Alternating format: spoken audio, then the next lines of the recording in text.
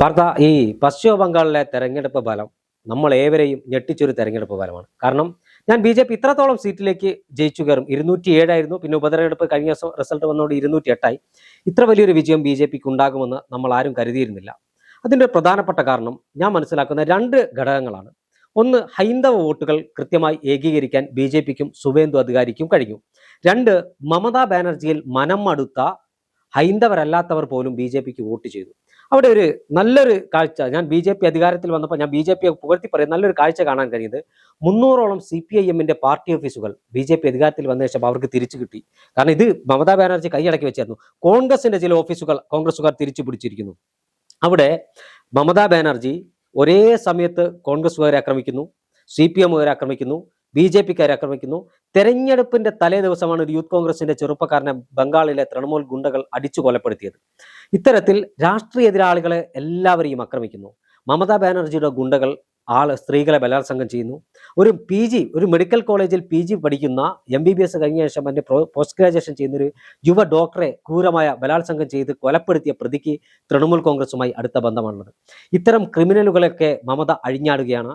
ഈ തൃണമൂലിന്റെ ഗുണ്ടകളും പ്രവർത്തകരും ആരെയും ആക്രമിച്ചാൽ അവർക്കെതിരെ കേസില്ല. കൃത്യമായൊരു ജംഗിൾ രാജായിരുന്നു ബംഗാളിൽ നടമാടിയത്.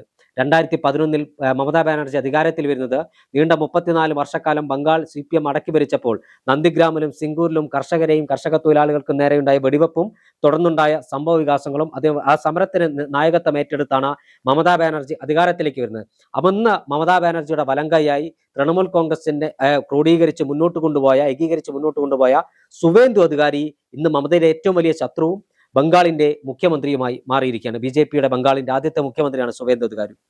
എന്തായാലും ഈ മമതാ ബാനർജിക്ക് കിട്ടിയ തിരിച്ചടി, ജനാധിപത്യത്തിൽ ജനങ്ങളാണ് പരമാധികാരികൾ. വോട്ട് ചെയ്ത ജനങ്ങളെ നോക്കി കൊഞ്ഞനം കുത്തുന്നവരാരായാലും അവർക്ക് നാളുകളിൽ തിരിച്ചടി ഉണ്ടാകുമെന്നതിന്റെ പാഠമല്ലേ ബംഗാളിൽ ഇപ്പോൾ നമ്മൾ കാണുന്നത്?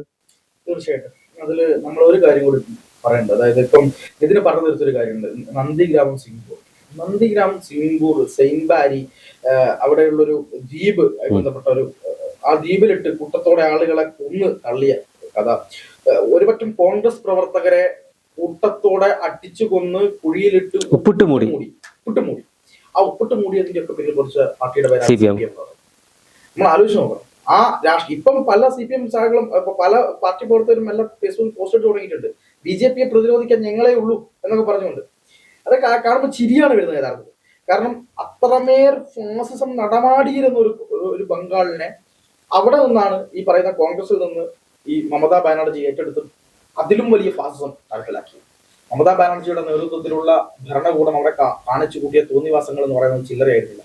എത്രയധികം സ്ത്രീകളെയാണ് അവർ ബലാത്സംഗം ചെയ്തത്, എത്ര കുട്ടികളെയാണ് അവർ കൊന്നുകളഞ്ഞത്, എത്ര ആളുകളെയാണ് അവർ കയ്യും കാലം തല്ലിയൊടിച്ചത്. കഴിഞ്ഞ 5 വർഷത്തിനിടയ്ക്ക് മാത്രം അവിടെ മരണപ്പെട്ട ക്രൈം റെക്കോർഡ്സ് ബ്യൂറോ ഓഫ് ബംഗാളിന്റെ കണക്കനുസരിച്ച് 432 പേരാണ് അവിടെ കഴിഞ്ഞ 5 വർഷത്തിനിടയ്ക്ക് കൊല്ലപ്പെട്ടത്. കണക്കിൽ മാത്രം മനസ്സിലാക്കണം. കൊല്ലപ്പെട്ടത് അടിച്ചു കൊന്നു. ഭൂരിഭാഗം കേസിൽ പ്രതികൾ, അതായത് 432 കേസിൽ 400 കേസിൽ പ്രതികൾ മനസ്സിലാക്കണം. അവിടെ കണക്കിൽ പെടാത്ത കൊലപാതകങ്ങൾ എത്ര ഉണ്ടാവും, കണക്കിൽ പെടാത്ത റേപ്പ് കേസുകൾ എത്ര ഉണ്ടാവും, എത്ര ആളുകളെ കൊന്നു കുഴിച്ചു മൂടിയിട്ടുണ്ടാവും, എവിടെയും എത്താത്ത കേസുകൾ എത്ര ഉണ്ടാവും. അങ്ങനെയുള്ള ഒരു സ്ഥലത്ത് ജനങ്ങൾ മടുത്തിരിക്കുന്നു. ജനങ്ങൾക്ക് ഒരു തരത്തിലുള്ള വികസനവുമില്ല. നമ്മൾ ആലോചിച്ച് നോക്കൂ, ബംഗാൾ എന്ന് പറയുന്നത് സാഹിത്യത്തിന്റെ നാടാണ്. സമത്വ സുന്ദരമായിട്ടുള്ള പല ഭാവനകളും വിരിഞ്ഞിരുന്ന ഒരു നാടാണ് ബംഗാൾ എന്ന് പറയുന്നത്. അവിടെയുള്ള എത്ര കലാകാരൻ, എത്രയൊക്കെ സിനിമാക്കാർ, സത്യജിത് പോലുള്ള ഒരുപാട് ആളുകൾ അവിടെ ഉണ്ടായിരുന്നു. രവീന്ദ്രനാഥ് ടാഗോറിന്റെ മണ്ണാണത്. അങ്ങനെയുള്ള ഒരു സ്ഥലത്ത് അതിന് ഒരു വികസനവുമില്ല, ഒന്നുമില്ല. അവിടെ ആ ഹൗറ പോലുള്ള സ്ഥലങ്ങളിലൊക്കെ ഏത് രീതിയിലാണ് അവിടെ വികസനമില്ലായ്മയുടെ കാര്യങ്ങൾ ഈ മമത സർക്കാർ കാണിച്ചു കൂട്ടിയത്. മമത ചെയ്ത കാര്യം എന്താ? മമത ചെയ്തത് ബംഗാൾ ഉൾപ്പെടെയുള്ള ബംഗ്ലാദേശിൽ ഉൾപ്പെടെയുള്ള കുറെ ആളുകൾക്ക് അവർ നിയമവിരുദ്ധമായിട്ട് കുറെ അധികം സാധനങ്ങൾ കൊടുത്തു, പൗരത്വം കൊടുത്തു.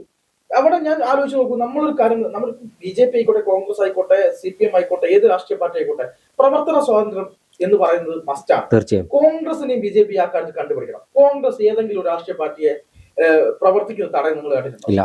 ഒരു ഇന്ത്യയിൽ ഇന്ന് BJP ഇന്ത്യ ഭരിക്കുന്നുണ്ടെങ്കിൽ അതിന് കോൺഗ്രസ് അവരെ അനുവദിച്ചതുകൊണ്ടാണ് അല്ലെ? കോൺഗ്രസ് തെറ്റിട്ട് ഞാൻ പറയുന്നില്ല, പക്ഷെ കോൺഗ്രസ് അനുവദിച്ചു. BJP ഇപ്പൊ അധികാരത്തിൽ വരുമ്പോ BJP കോൺഗ്രസ് വിരുദ്ധ ഭാരതം എന്ന് പറയുമ്പോഴും അവരെ പ്രവർത്തിക്കാൻ അനുവദിക്കാത്ത ഒരു പ്രശ്നമില്ല.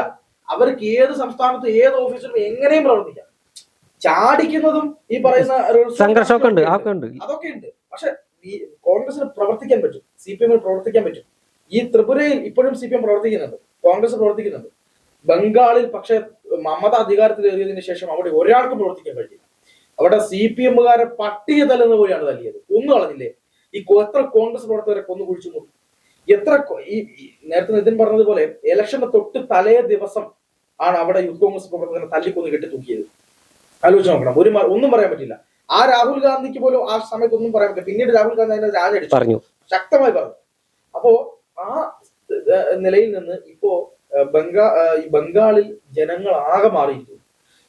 CPM എന്ന് പറയുന്ന രാഷ്ട്രീയ പാർട്ടിക്ക് അവിടെ അവരുടെ ഓഫീസ് തുറക്കാൻ പറ്റിയിരിക്കും.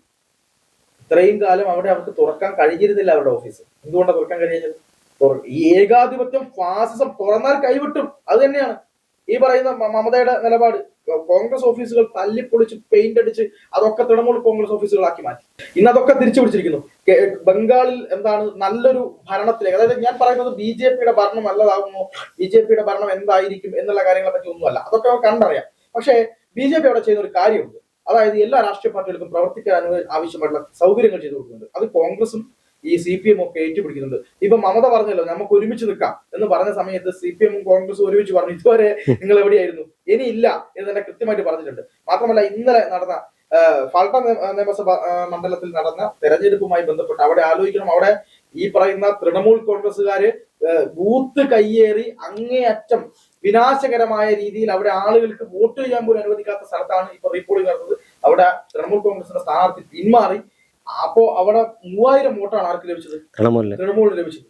1,00,000-ലേറെ വോട്ടുകൾക്കാണ് ആര് ജയിച്ചത്? BJP ജയിച്ചത്. അപ്പൊ ആലോചിച്ച് നോക്കി എത്രമാത്രം കൃത്രിമമായിരുന്നു ഇവർ കാണിച്ചുകൊണ്ടിരുന്നത്. ഇപ്പൊ അതിനൊക്കെ കൃത്യമായിട്ടുള്ള ഒരു തീരുമാനം വന്നിരിക്കുന്നു. CPM 2ാം സ്ഥാനത്തിരിക്കുന്നു. CPM-ന് വോട്ട് ചെയ്തിരിക്കുന്നു ജനങ്ങൾ. അപ്പൊ അത് നമ്മൾ മനസ്സിലാക്കേണ്ടത് CPM 2ാം സ്ഥാനത്തെത്തി എന്ന് പറയുമ്പോൾ തൃണമൂൽ കോൺഗ്രസിനെ അത്രയേറെ വെറുത്തിരിക്കുന്നു, അവരുടെ ജംഗിൾ രാജ് അത്രയേറെ വെറുത്തിരിക്കുന്നു. അതന്നെയല്ലേ പറയേണ്ടത്? തീർച്ചയായും ബംഗാളിനകത്ത് മമത നടത്തിയ, ബംഗാൾ നേരത്തെ പാർത്ഥം പറഞ്ഞതുപോലെ രാജ്യത്തിന്റെ ചരിത്രവുമായി വലിയ ബന്ധമുള്ള സംസ്ഥാനമാണ്. വങ്കനാടിന്റെ ഒരു ചരിത്രം നമുക്കറിയാം, അത് അവരുടെ സംസ്കാരം അറിയാം. ആ സംസ്കാരത്തെയും പൈതൃകത്തെയും ഒക്കെ തച്ചുടച്ച് മമതാ ബാനർജി രാഷ്ട്രീയ എതിരാളികളെ വേട്ടയാടി മുന്നോട്ട് പോയപ്പോൾ, അവസരം കിട്ടിയപ്പോൾ ജനങ്ങൾ കൃത്യമായി അവർക്കെതിരെ വിധിയെഴുതി. ഇനി ബംഗാൾ രാഷ്ട്രീയത്തിൽ മമതയ്ക്കൊരു തൃണമൂൽ കോൺഗ്രസിനും ഒരു തിരിച്ചുവരവില്ല എന്നാണ് എൻ്റെ ഒരു വിലയിരുത്തൽ.